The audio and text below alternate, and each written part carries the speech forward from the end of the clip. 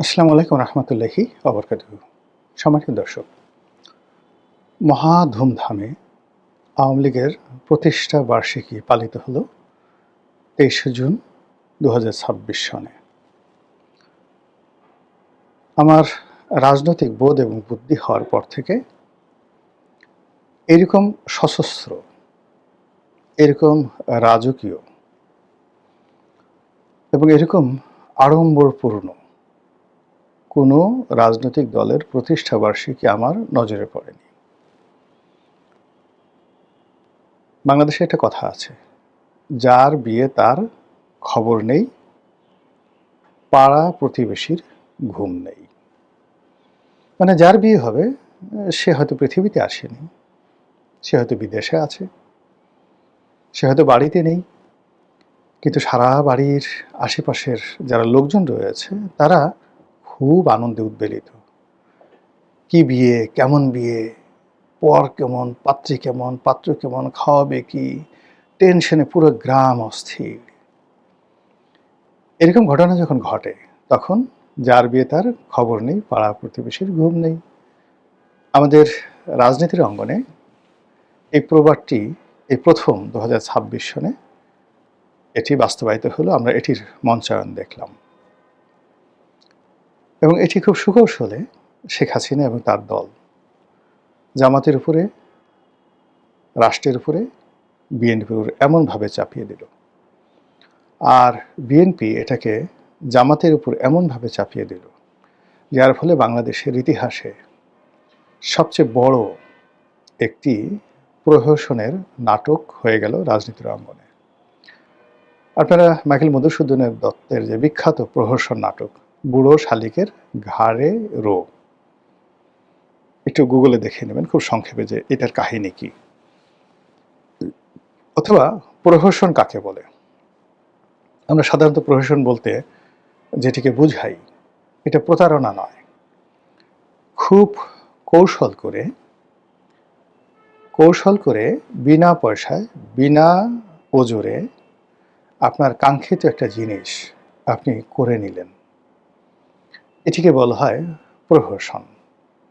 যেমন ধরুন, কোনো কুলবধূ আপনার খুব পছন্দ, আপনি তাকে পটালেন, বাঁশি বাজালেন, অসময়ে বাঁশি বাজায় কেড়ে পরাণ আমার বাইরম বাইরম করে। বাঁশি বাজালেন, গৃহবধূ বের হয়ে এলো ঘর থেকে স্বামী সংসার ছেড়ে, আপনি পাট খেতে বসে আচ্ছা মতো আপনার কর্ম করে দিলেন। তারপর গৃহবধূকে বললেন, যাও তুমি চলে যাও। গৃহবধূ না পারবে বলতে, না পারবে কোনো কিছু করতে, সে সোজা মাথা নিচু করে চলে যাবে। এইরকম যখন একটা ঘটনা ঘটে, আপনি মধু খেলেন কিন্তু কোনো দায় দায়িত্ব নিলেন না, এটিকে বলা হয় প্রহসন। এবং এই বাংলাদেশে যে প্রহসন কত মানে ঘটে তা বাংলাদেশের পল্লীগীতি গাইলেই বুঝতে পারবেন বা দেখলেই বুঝতে পারবেন। কয়েকটা গান বলি, যেমন এই যে অসময়ে বাঁশি বাজায় কেড়ে পরাণ আমার বাইরাম বাইরাম করে, অথবা পল্লীকবি জসীমউদ্দিনের সে বিখ্যাত গান আমায় এত রাতে ক্যানে ডাক দিলি প্রাণ কোকিলারে। এসব সবই প্রহসনমূলক অবস্থা, পরকীয়া এবং প্রহসন। আর আরেকটি গান আছে শাহ আব্দুল করিমের, আমি কুলহারা কলঙ্কিনী আমারে সিও নাগো সজনী। এটাও কুলহারা কলঙ্কিনী এরকম কোন একটা প্রহসনের মধ্যে পড়ে গিয়েছিল।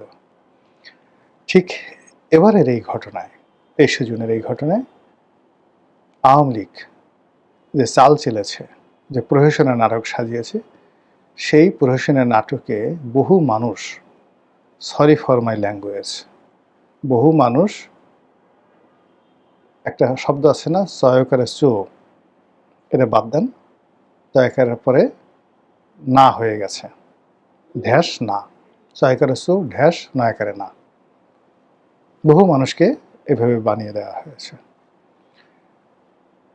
২৩শে জুন বাংলাদেশে বিরাট কিছু একটা হয়ে যাবে, ব্যাপকভাবে প্রচার করা হলো, দিল্লি থেকে, কলকাতা থেকে, লন্ডন থেকে।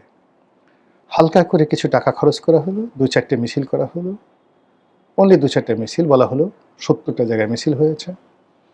তারপর ইন্টারনেটে সেগুলো ছড়িয়ে দেওয়া হলো এবং একটা আতঙ্ক তৈরি করা হলো, এই এদিকে আসবি না, খাইয়ে ফেলামো, মাইরে ফেলাম, এই ধরনের একটা ঘটনা। ফলে কি হলো, যারা ক্ষমতায় আছেন তাদের মধ্যে একটা কম্পন তৈরি হয়ে গেল। তারা সেনাবাহিনী নিয়োগ করলো। ৬টি জেলায় সেনাবাহিনী রীতিমতো টহল দিয়ে দিয়ে সবাইকে বুঝিয়ে দিল আজকে ২৩শে জুন, আজকে আওয়ামী লীগের প্রতিষ্ঠা বার্ষিকী। এবং এই যে সেনাবাহিনী যে টহল দিয়েছে ৬টি জেলাতে, কত হাজার সেনাবাহিনী টহল দিয়েছে এবং রাষ্ট্রের কত শত কোটি টাকা খরচ গেছে, এখানে নর্মাল কোটি না, এই ৬টি জেলাতে সেনাবাহিনীর টহল দিতে শত শত কোটি টাকা খরচ গেছে। এই যে চদু বানিয়ে দেওয়া কাউকে, এই কাজটি শেখ হাসিনা অতীতে যেভাবে করেছে এইভাবে সুন্দরভাবে তারা করলো, এবং আগামীতেও যেহেতু সে মজা পেয়ে গেছে, আগামীতে এই কাজগুলো আরও করতে থাকবে। আর একবার, দুইবার, তিনবার, চারবার, পাঁচবার করতে গিয়ে যখনই আপনি একবার ফেল করবেন যে না, এটা বিশ্বাস করা যায় না, বোধহয় কিছুই করবে না, সেই দিনই টুস করে অকামটা করে ফেলবে। এটাই হলো রাজনীতির প্রহসন। এবং ঠিক সেম কাজটি হুমায়ুনের সাথে, সম্রাট হুমায়ুনের সাথে শেরশাহ করেছেন। ধোঁকা দিয়েছেন, বারবার ধোঁকা দিয়েছেন, বারবার প্রহসন করেছেন। একটা সময় যখন হুমায়ুনকে ধরে নিল যে বদমাশ আর আমাকে কিছুই করবে না, সে তখন আনন্দ আয়েশ শুরু করলো, খাওয়া দাওয়া শুরু করলো, নাচো গান বাইজি, এর মধ্যে এসে হঠাৎ করে ঝটিকা আক্রমণ। এবং সেই আক্রমণে বিশ্বাস করেন হুমায়ুন তলোয়ার দূরের কথা, গায়ে জামা কাপড় পরারও সময় পায় নাই। ওই অবস্থাতে সে লাফ দিয়ে নদীতে পড়ছে, ডুবে মরে যাচ্ছিল। এক ভিস্তিওয়ালা তাকে একটা ভিস্তি দিয়ে, পানির মশক দিয়ে বাঁচালো তাকে। সে প্রাণ নিয়ে কোনো মতে নদীর ওপারে যেতে পেরেছিল। এই হলো গেরিলা যুদ্ধ, রাজনীতির প্রহসনের ইতিহাস। ঠিক সেম ঘটনা মহাবীর হানিবল করেছিলেন রোমান সম্রাটের সাথে।